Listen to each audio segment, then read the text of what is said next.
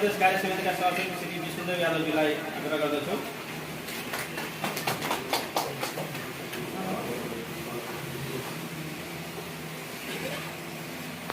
कर्मचारी युनियन प्रदेश कार्य समितिका सदस्य श्री बबिता कुमारी यादवजीलाई आग्रह गर्दछु। बबिता कुमारी महतोजीलाई आग्रह गर्दछु। त्यस्तै अतिथिका आसन ग्रहणका लागि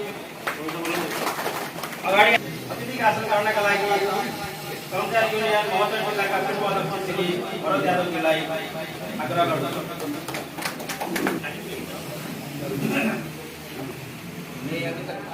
कार्य समितिका अध्यक्ष श्री मनोज यादवजीलाई आग्रह गर्दछु। त्यसै नगराई नगरपालिका ट्राफिक कार्य समितिका अध्यक्ष श्री रुपेश यादवजीलाई आग्रह गर्दछु।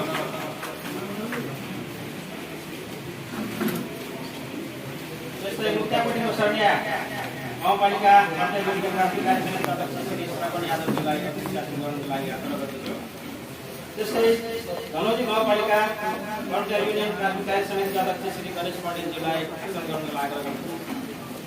त्यस्तै कमला नगरपालिका कर्मचारी युनियन ट्राफिक कार्य समितिका अध्यक्ष श्री ओमनारायण यादवजीलाई अतिथिका आसन ग्रहण आग्रह गर्दछु। त्यस्तै मनपुर नगरपालिका कर्मचारी युनियन ट्राफिक कार्य समितिका अध्यक्ष श्री प्रकाश कुमार यादवजीलाई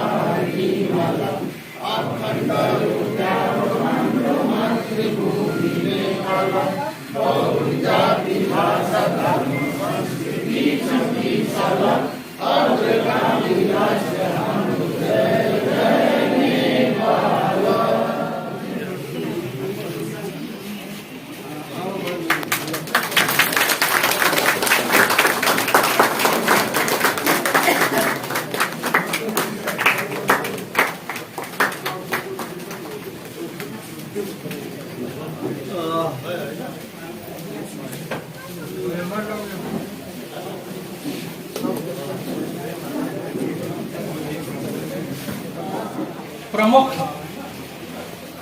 आकर्षण का केंद्र का रूप में रहनुभएका नेपाली कांग्रेस पार्टी का पूर्व उपसभापति तथा नेपाल सरकार का पूर्व उप प्रधानमंत्री, इस मध्य प्रदेश का धरोहर का रूप में रहनुभएका हाम्रा आदरणीय नेता विमलेन्द्र निधिज्यू, विशिष्ट अतिथि का आसन ग्रहण गरिरहनुभएका धनुषा नेपाली कांग्रेस धनुषा का सभापति श्री योगेन्द्र पजियारज्यू, विशिष्ट अतिथि के आसन ग्रहण गरिरहनुभएका नेपाल निजामती कर्मचारी यूनियन केंद्रीय कार्य समिति का उपाध्यक्ष एवं मध्य प्रदेश का अध्यक्ष हाम्रा कर्मचारी यूनियन का आदरणीय नेता राजकिशोर राउतज्यू,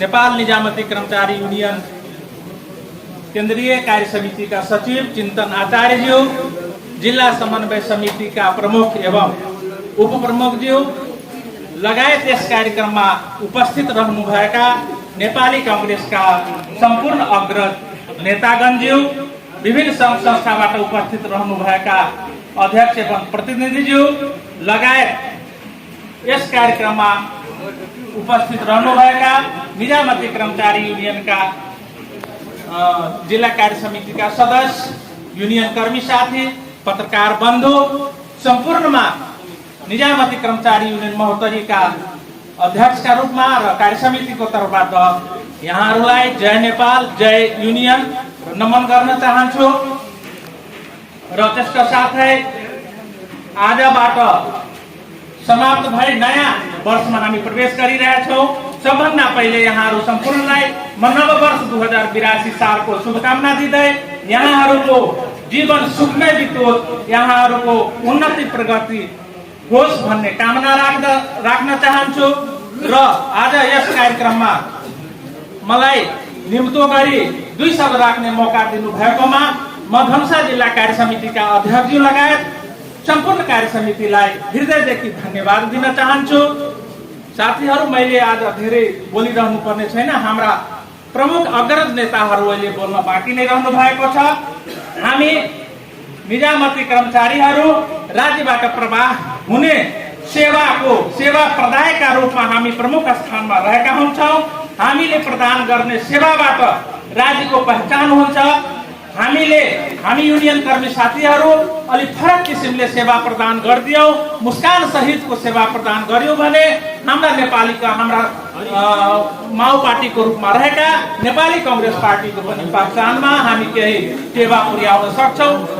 अन्तमा पुनः म यहाँहरू सम्पूर्णलाई नववर्ष 2082 को मंगलमय शुभकामना व्यक्त गर्दै म 2 शब्द यही विराम दिन चाहन्छु। नेता से कम हमारे धर्महर जी कार्यक्रम के अध्यक्ष जी कहिना यही कार्यक्रम में उपस्थित हम सबके आदरणीय श्रद्धेय नेता विमल दाजू, तैना पार्टी सभापति जोगन परियार जी, तैना के हम सबके राजू गणेश तिवारी जी, तैना कर्मचारी के मधेश प्रदेश से हम सबके सभापति जी उपस्थित सब गोटा नेपाली निजामती कर्मचारी यूनियन के भावना से ओतप्रोत भएका आए सब गोटा में हम जय नेपाल के अभिवादन। निश्चित रूप से पूर्वता साथी सब खासकर चिंतन जी कहने के ला जे हम सब 81 साल के विस्मृति में रखे अब वाला 82 साल जो हमारा सबके स्वागत करने के लिए तम तैयार है। हम संपूर्ण साथी सबके हम फिर कहबे जे ऐसा पहले पूर्वता अहाँ सबके कर्मचारी यूनियन से संबंधित जे बात एठम ट्रेड यूनियन कांग्रेस के फोकस लगा जे बात रखल गया ओकरा आवे वाला समय में संबोधन करे। सब साथी सबके जते कर्मचारी साथी सब छी नेपाली कांग्रेस के जे शुभेच्छिक संस्था के रूप में अहाँ सब सेवा प्रवाह कर रहा छे और आवे वाला सेवा या आवे वाला दिन में सेवा जैसे और प्रगाढ़ हो सेवाग्राही के जैसे से आरो बढ़िया सेवा जैसे से महसूस हो कहे अहाँ सबके जीवन में उत्तरोत्तर प्रगति के कामना करे। 2082 साल अहाँ सबके उज्जवल भविष्य के कामना करे। अपन जैसे से समाप्त कर रहे। धन्यवाद। जय नेपाल।